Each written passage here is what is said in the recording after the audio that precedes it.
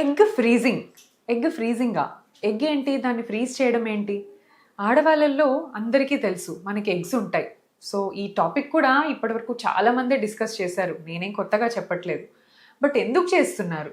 Eggs freezing చేసుకుంటే మనము age అవుతాం, కానీ మన బాడీలోంచి తీసిన ఎగ్స్ని ఫ్రీజ్ చేస్తున్నాం కాబట్టి ఎగ్ని ఏజ్ అవ్వకుండా మనం ఆపేస్తున్నాం. So literally you are stopping the time for your eggs. So this is the most beautiful advantage అండి ఎగ్ ఫ్రీజింగ్కి. ఫస్ట్ థింగ్, అసలు ఎగ్ ఫ్రీజింగ్ ఎందుకు చేస్తున్నారు? కొంతమందికి దే ఆర్ 35, ఆల్రెడీ 34, కానీ అప్పుడే they don't want to plan pregnancy, or maybe అప్పుడే they don't want to get married. It's their own personal choice, we have to respect that choice. But దానివల్ల ఆమె pregnancy chance compromise అవ్వాల్సిన అవసరం ఉందా? Definitely లేదు.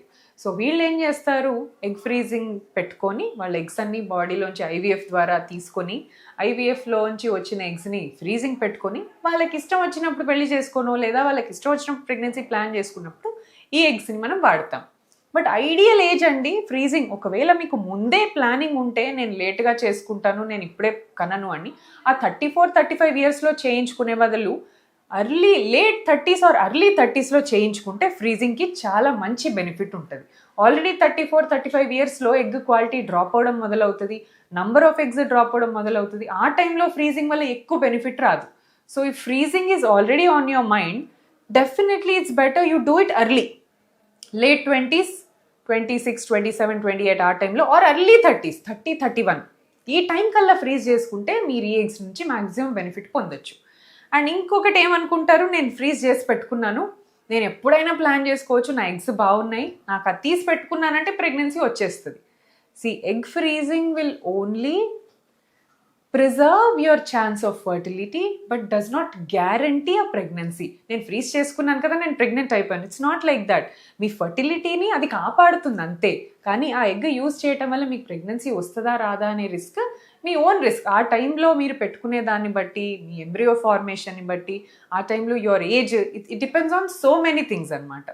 So before egg freezing always make sure you are physically fit, mentally ready, your blood tests are all normal, especially AMH hormone, thyroid, sugars అన్నీ normal ఉన్నాయా check చేసుకొని only when you are completely fine ఆ టైంలో egg freezing చేసుకోండి.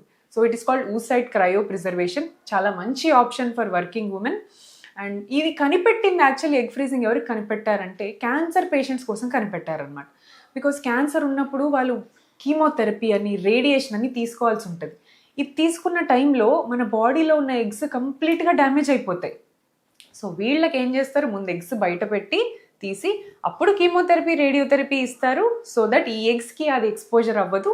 And then once they are cured of cancer cure అయిన తర్వాత మళ్ళీ పెళ్లి చేసుకున్నప్పుడు అప్పుడు ఈ ఎగ్స్ వాడు. సో క్యాన్సర్ పేషెంట్స్ కోసం కనిపెట్టిన దాన్ని ఇప్పుడు కొంతమంది కాస్మెటిక్, అంటే వాళ్ళ సోషల్ ఎగ్ ఫ్రీజింగ్ అంటారు, వాళ్ళ పర్సనల్ చాయిస్కి లేదా పర్సనల్ కెరియర్ గ్రోత్ ఆప్షన్స్, వీటి కోసం యూజ్ చేసుకోవచ్చు అన్నమాట. And how many years can you freeze your egg? ఈరోజు తీసాం, నెక్స్ట్ ఇయర్ కల్లా నేను వాడేసేయాలా? No, you can freeze your egg for 10 long years. 10 years వరకు మన రికార్డ్స్ అన్నీ మెయింటైన్ అవుతాయి. సిస్టంలో everything, national registry, everything is maintain for 10 years. So 10 years లోపు మీరు ఎప్పుడైనా మీ ఎగ్ని యూజ్ చేసుకోవచ్చు. But the earlier the better. So మనం ఎగ్ ఫ్రీజ్ చేసుకున్నంత మాత్రాన అది ఎంబ్రియో ఫామ్ అయ్యే టైంలో స్పన్ కూడా బాగుండాలి, అండ్ ఫామ్ అయిన ఎంబ్రియో కూడా బాగుండాలి. ఇవన్నీ factors will tell you about the pregnancy at that point of time. So నిన్న పేషెంట్ వచ్చారు, స్కాన్ చేశాను. స్కాన్ చేసిన తర్వాత ఎస్ అండి మీ ఎగ్ రిలీజ్ అయింది, సో మీ ఫర్టైల్ విండో స్టార్ట్ అయిపోయింది, సో మీరు ఇప్పుడు కలిసి ఉంటే ప్రెగ్నెన్సీ ఛాన్సెస్ బాగుంటాయి అని చెప్పాను అనమాట. సో ఎగ్ విడుదల ఏంటి, రిలీజ్ అవ్వడం ఏంటి అంటే, మామూలుగా ఆడవాళ్ళల్లో ఎగ్స్ ఉంటాయి, మగవాళ్ళలో స్పర్మ్స్ ఉంటాయి. ఎగ్ అండ్ స్పర్మ్ మీట్ అయినప్పుడే ఎంబ్రియో ఫామ్ అవుతుంది. సో ఈ జస్ట్ ఎగ్ ఉండటం వల్ల ఎనీ టైమ్ ఆఫ్ ద సైకిల్లో ప్రెగ్నెన్సీ వచ్చే ఛాన్స్ ఉండదు. ఓన్లీ ఆ ఎగ్ పెరిగి ఆ ఎగ్ విడుదల అయినప్పుడు మాత్రమే అది స్పర్మ్కి అవైలబుల్గా ఉంటుంది. సో బేసికల్లీ మెన్సెస్ స్టార్ట్ అయినాయి అంటే you are not pregnant. So pregnancy కాలేదు అని కన్ఫర్మేషన్గా చెప్పేది మీకు పీరియడ్స్ అవ్వటం. సో పీరియడ్స్లో మీకు అన్ని ఎగ్స్, హార్మోన్స్ అన్నీ ఒక బేస్ లైన్ లెవెల్లో ఉంటాయి. ఇక్కడి నుంచి యాక్చువల్ సైకిల్ టేక్ ఓవర్ అవుతుంది. సో సైకిల్లో ఎగ్ పెరగటం అన్ని డే 2 ఆఫ్ యువర్ మెన్సెస్ నుంచి స్టార్ట్ అయిపోతుంది అనమాట. సో జనరలీ ఒక 10 to 14 days తీసుకుంటుంది ఒక ఎగ్ గ్రో అవ్వటానికి. దో మనకు సైకిల్లో ఒక 6 to 7 ఎగ్స్ ఇటువైపు 6 to 7 ఎగ్స్ లెఫ్ట్ వైపు, సో రైట్ అండ్ లెఫ్ట్ సైడ్లో ఎగ్స్ ఒక 6 to 7 ఉంటాయి. బట్ ఇన్ని ఎగ్స్ ఉన్నా కూడా ఓన్లీ హైయెస్ట్ థ్రెషోల్డ్ ఏదైతే మంచిగా FSH హార్మోన్ LH హార్మోన్స్ని తీసుకోగలిగి లోయెస్ట్ రేంజ్ ఆఫ్ థ్రెషోల్డ్ ఉన్నది మంచిగా సెలెక్ట్ అయ్యి పెరుగుతుంది అనమాట. సో ఒక ఎగ్ పెరగడం మొదలుపెట్టి Day 3, Day 4, Day 5 నుంచి 10th డే వరకు మంచి సైజు గ్రో అయిపోతుంది. సో సెకండ్ డే మనకు ఎగ్ సైజు జస్ట్ 0.5 అంటే 1 సెంటీమీటర్ కంటే తక్కువ, ఇంత చిన్న సైజు ఉన్న ఎగ్ అది 10వ రోజుకి వచ్చేసరికి ఆల్మోస్ట్ 2 సెంటీమీటర్స్ దాకా 20 mm దాకా తయారవుతుంది అనమాట. సో ఈ మనం చూసేది స్కాన్లో ఏదైతే ఎగ్ చూస్తామో అది just egg bag. So bag filled with fluid, దాని లోపల యాక్చువల్ ఊసైట్ ఉంటుంది. ఏదైతే ఫర్టిలైజేషన్కి అవైలబుల్గా ఉండాలో ఆ ఊసైట్ అనేది it is inside that follicle. So మనకు కనిపించేది ఓన్లీ ఫ్లూయిడ్ ఎగ్ బ్యాగ్. ఆ రోజు 10th day or 11th day when the egg is mature, న్యాచురల్గా అన్న విడుదలవుద్ది కొంతమందికి, అండ్ కొంతమందికి మనం ఇంజెక్షన్ ద్వారా రిలీజ్ చేస్తాం. ఆ ఫాలికల్ బ్రేక్ అయ్యి దాంట్లో ఉన్న ఫ్లూయిడ్ అంతా బయటికి రిలీజ్ అయ్యి ఆ ఫ్లూయిడ్తో పాటు ఊసైట్ అనేది బయటికి వస్తుంది. ఊసైట్ బయటికి వచ్చినప్పుడు అది ట్యూబ్లోకి వెళ్ళి ఎగ్జాక్ట్లీ 24 hours 30 hours మాత్రమే ట్యూబ్లో వెయిట్ చేస్తుందండి. సో ఎగ్ ఎట్లా అంటే it's like a queen, sperm should come to the egg, స్పర్మే రావాలి, మంచి హెల్దీ స్పర్మ్, ఎగ్ ఎక్కడుందో చూసుకొని ఎగ్ లోపలికి వెళ్ళి ఫర్టిలైజ్ చేయాలి. సో అవైలబుల్ ఎగ్ ఉన్న టైంని మనం కనుక్కోవడమే ఫర్టైల్ పీరియడ్. సో ఈ రిలీజ్ అయ్యి 24 to 30 hours మాత్రమే ఆ టైం ఫ్రేమ్ ఉంటుందో ఇది న్యాచురల్గా అందరికి కనుక్కోవడం డిఫికల్ట్. అందుకనే ఒక్క డే అటు ఇటు అయినా మీ ఎగ్ డీజనరేట్ అయిపోతుంది, ఆ మంత్లో ప్రెగ్నెన్సీ ఛాన్స్ పోతుంది. మళ్ళీ నెక్స్ట్ మంత్ మళ్ళీ విడుదల కోసం వెయిట్ చేయాలి.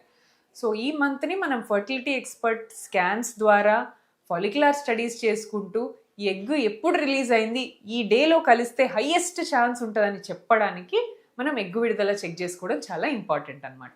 సో ప్రతిసారి రిలీజ్ అయినంత మాత్రాన ప్రెగ్నెన్సీ వస్తుందని గ్యారంటీ లేదు. సో ఎగ్ రిలీజ్ అయింది అంటే మీరు ఓవ్యులేట్ అవుతున్నారు అనే కన్ఫర్మేషన్ ఉంది, కానీ క్వాలిటీ ఆఫ్ ద ఎగ్ బాగుండాలి. అలానే జెనెటిక్ పరంగా ఎగ్లో ఉన్న అన్ని ఎంజైమ్స్, హార్మోన్ బాడీలో ఉండే బ్యాలెన్స్ ఇవన్నీ కరెక్ట్గా ఉన్నప్పుడే ఫర్టిలైజేషన్ ప్రాపర్గా జరుగుతుంది అనమాట. సో ప్రెగ్నెన్సీ కోసం ఎగ్ విడుదల అవ్వడం is the first step and అది most important step. So egg release అయిన తర్వాత ఆ 24 hours స్పర్మ్ మీట్ అయితే కనుక, కరెక్ట్ స్పర్మ్ మీట్ అయితే it will lead to pregnancy. And sperm దాన్ని మీట్ అవ్వలేదు అంటే ఫర్టిలైజేషన్ ఫెయిల్యూర్ అయిపోయినట్టు, మీకు యాజ్ యూజువల్గా పీరియడ్స్ వచ్చేస్తాయి. సో ఇలా మల్టిపుల్ టైమ్స్ ఎగ్ రిలీజ్ అవుతున్నా కూడా కొంతమందికి ప్రెగ్నెన్సీ రాదు. సో ఇది ఎందుకు జరుగుతుంది? హార్మోనల్ ప్రాబ్లమా, లేదా ఎగ్ క్వాలిటీ ప్రాబ్లమా, ఇంకా PCOD ఉందా, ఎండోమెట్రియోస్ ఉందా, రకరకాల రీజన్స్ ఉండొచ్చు. So to find out that reason there is an ultrasound scan, pelvic scan అని చేస్తాము, దాంట్లో రీజన్ కనుక్కుంటాము. Or sometimes sperm also could be the cause. Egg అంతా బాగున్నా స్పర్మ్ బాగాలేకపోయినా కూడా స్పర్మ్ హెడ్ ఎలా షార్ప్గా ఉండాలన్నమాట, ఎగ్ లోపలికి వెళ్ళి పియర్స్ చేసేటట్టు. ఇప్పుడు స్పియర్ ఎలా ఉంటుంది, మన స్పియర్ అట్లా షార్ప్గా ఉంటేనే ఎగ్ లోపలికి వెళ్తుంది. కొన్ని హెడ్స్ షార్ప్గా ఉండవు, ఓవల్ షేప్ అట్లా ఉంటాయి. సో ఇలాంటి స్పర్మ్స్ కూడా పెనిట్రేషన్ సరిగ్గా అవ్వదు. సో సెమెన్ అనాలిసిస్ చేసినప్పుడు స్పర్మ్ షేప్ అన్నీ మనం చూసుకుంటాం. సో దాంట్లో స్పర్మ్ ప్రాబ్లం ఐడెంటిఫై అవుతుంది. సో ఎలాంటి ప్రాబ్లం వల్ల మీకు ఫర్టిలైజేషన్ జరగట్లేదు అని కనుక్కుంటే దాని తగ్గట్టు మీకు మెడిసిన్స్ ఇస్తే హ్యాపీగా ఫర్టిలైజేషన్ మనం బూస్టప్ చేయొచ్చు. So this is called egg rupture or egg release are ovulation. ఈ మూడో టర్మినాలజీ ఒకటే. సో ప్రెగ్నెన్సీకి ఇది మోస్ట్ ఇంపార్టెంట్ స్టెప్. అండ్ మీకు ఎగ్ విడుదల అవుతుందా లేదా ఆర్ ఏ టైంకి విడుదల అవుతుందో తెలుసుకోవాలంటే ప్లీజ్ విజిట్ 49. Thank you.